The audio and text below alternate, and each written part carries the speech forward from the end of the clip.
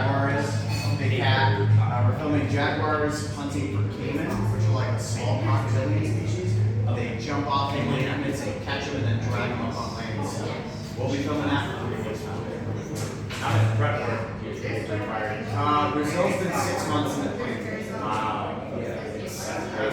So every year we do a handful like major conservation centric pieces.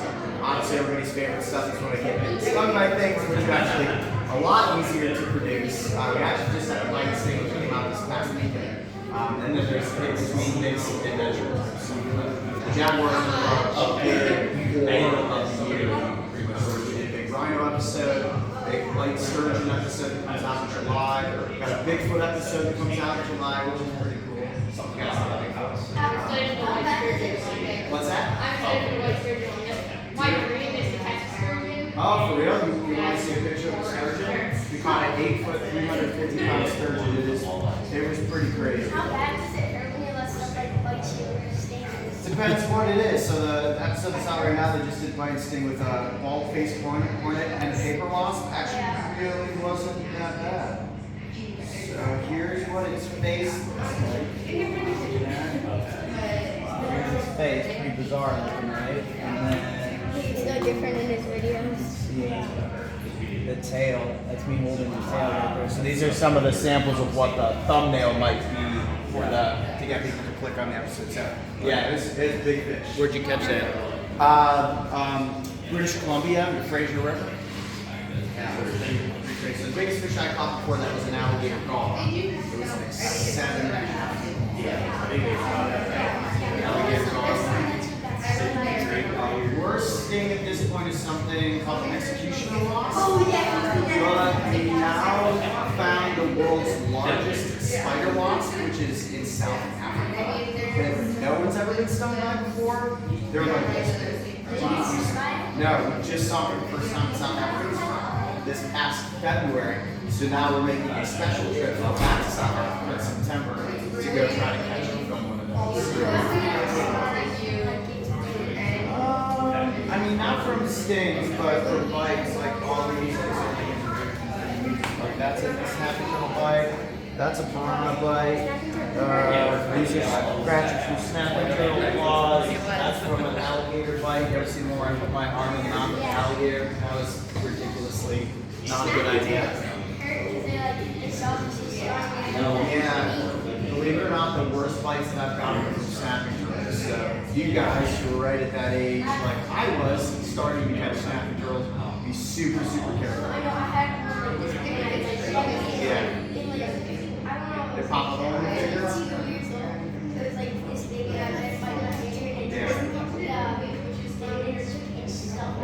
Yeah, well, you've seen some of the big snapping turtles I've caught, right?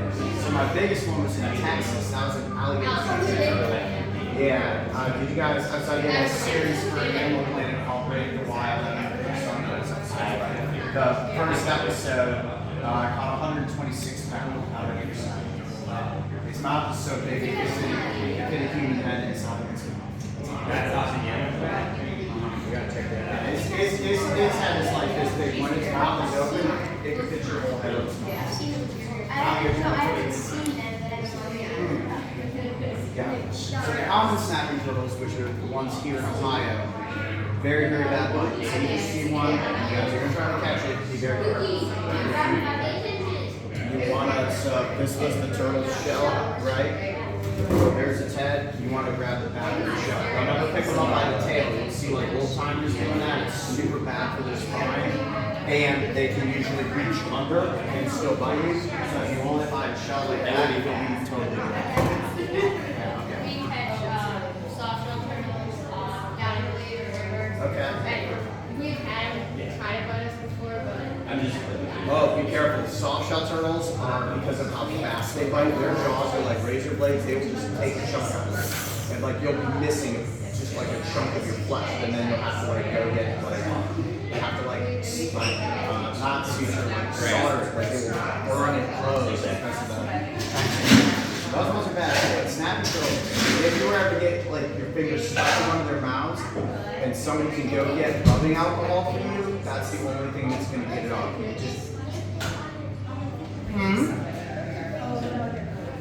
biggest snake on the channel? Ooh, good question. Well, the biggest snake I ever worked with actually isn't on the YouTube channel. It was on the Animal Planet show. Green anaconda. You ever heard of that before? I swam with a 14-foot anaconda. Swam with it. Well, we did the episode to prove that anacondas are actually really not aggressive at all. So we were scuba diving with them underwater in this crystal clear river and going like face to face with them. Reticulated python? Yeah, those ones are pretty dangerous.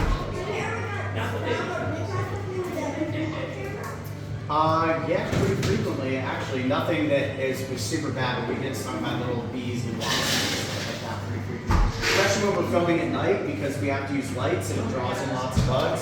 So some of my camera guys and Mario, our wildlife biologists, they get stung sometimes too by those weird night wasps that fly around. So yeah.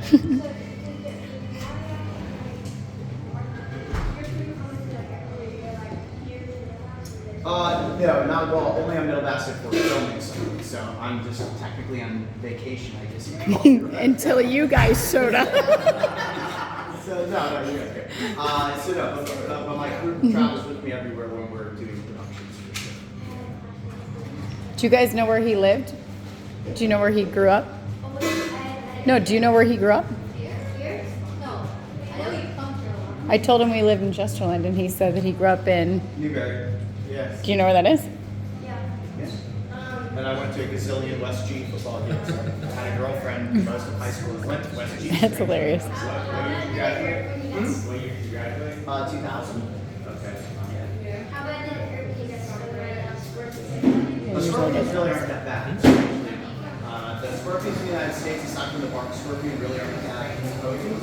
But some scorpion species in other countries are really, really bad.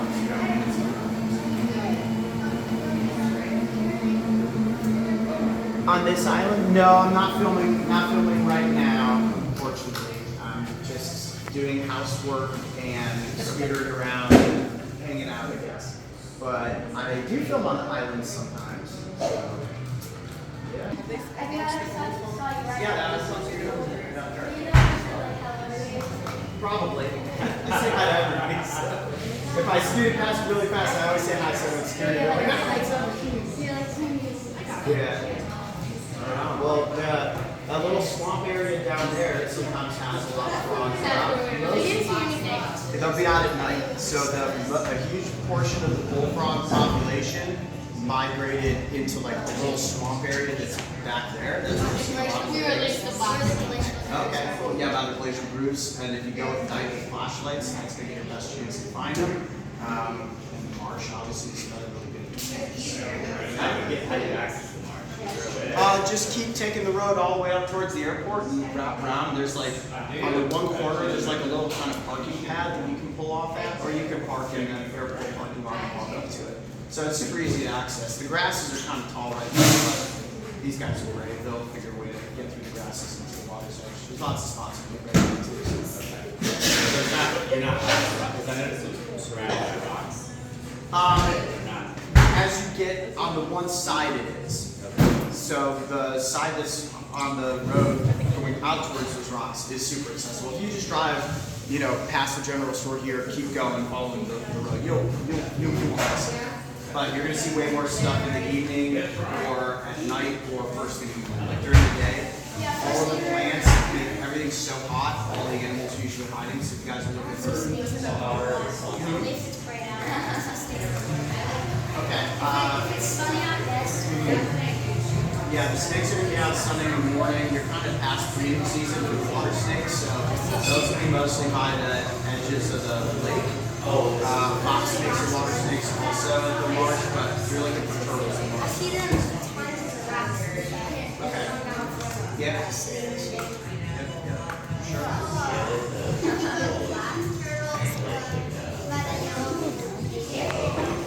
Oh, you saw a box over here.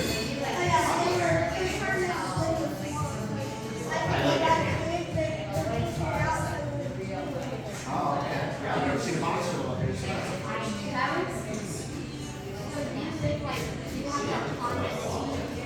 I have a house on the farm.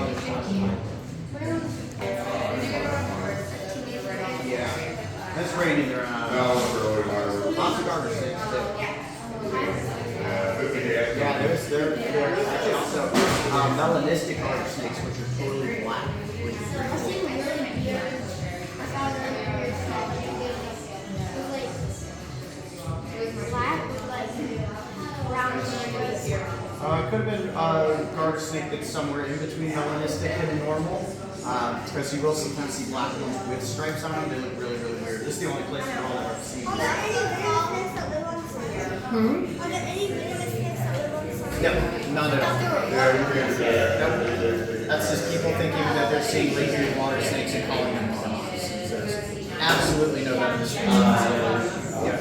Trust me, if anybody would know, it's me. I've explored every inch of this island, North Bass Island, Green Island, like, yeah, I've been on every part of every one of the islands. How do you get to the island? Ferry? Yes.